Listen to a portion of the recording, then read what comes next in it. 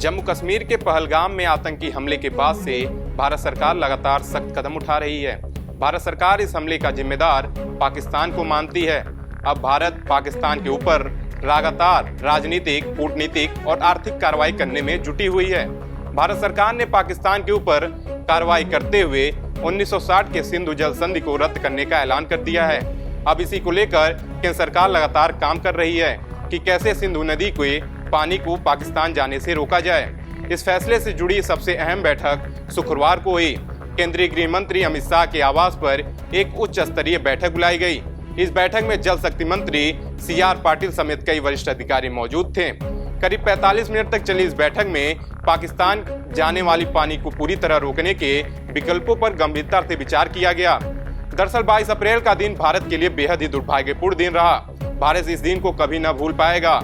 इसी दिन पाकिस्तानी आतंकियों ने जम्मू कश्मीर के पहलगाम में निहत्थे सैलानियों पर धुआंधार फायरिंग की। इस आतंकी हमला में 28 सैलानियों की मौत हो गई, जबकि कई सैलानी गंभीर रूप से घायल हो गए। इस हमले के बाद भारत सरकार ने पाकिस्तान के ऊपर कई सारे कड़े फैसले लिए। इसमें सबसे महत्वपूर्ण फैसला 1960 में पाकिस्तान के साथ हुई सिंधु जल संधि को स्थगित कर दिया।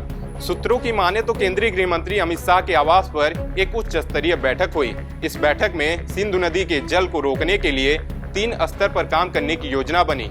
अल्पकालिक, मध्यकालिक और दीर्घकालिक तीनों ही स्तर पर भारत अब अपनी रणनीति तैयार कर चुका है। सरकार का स्पष्ट कहना है कि अब पाकिस्तान को एक भी बूंद पानी नहीं दी जाएगी। केंद्र सरकार ने इस मुद्दे पर संबंधित विभागों को तुरंत काम करने का निर्देश भी दे दिया है। सभी तकनीकी और कानूनी विकल्पों को जल्द से जल्द अमल में लाया जाएगा।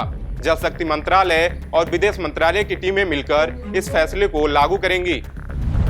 पाकिस्तान को भेजा पत्र, सिंधु जल संधि होगा रद्द।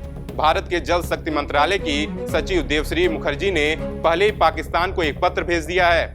इस पत्र में भारत ने स्पष्ट कर दिया है कि सिंधु जल संधि को तत्काल प्रभाव से निलंबित किया जा रहा है।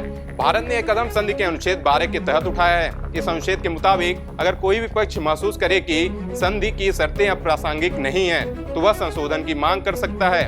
भारत ने यह भी कहा है कि बदलती जनसंख्या, बढ़ती ऊर्जा जरूरतें और जल वितरण से जुड़ी कई चुनौतियां अब वैसे नहीं रहेंगी जैसे 1960 में थी। इसलिए अब इस संधि की समीक्षा जरूरी हो गई है।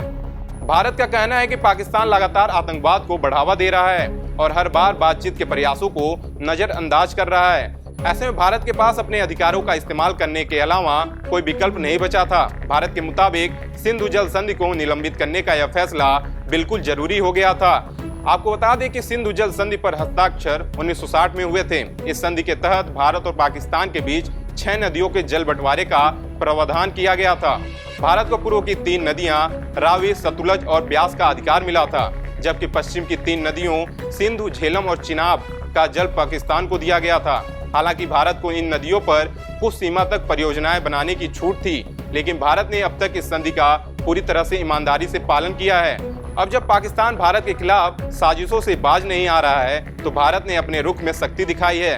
विशेषज्ञों का मानना है कि भारत का यह फैसला पाकिस्तान पर बड़ा दबाव बना सकता है।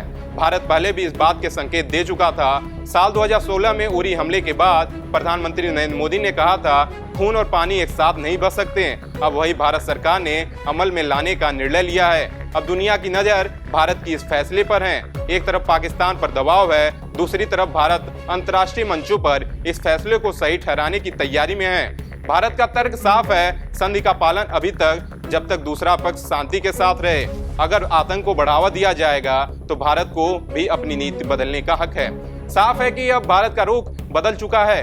अब सिर्फ बात नहीं बल्कि ठोस कार्रवाई का वक्त है और इस बार निशाने पर पाकिस्तान की रंगों में बहता पानी।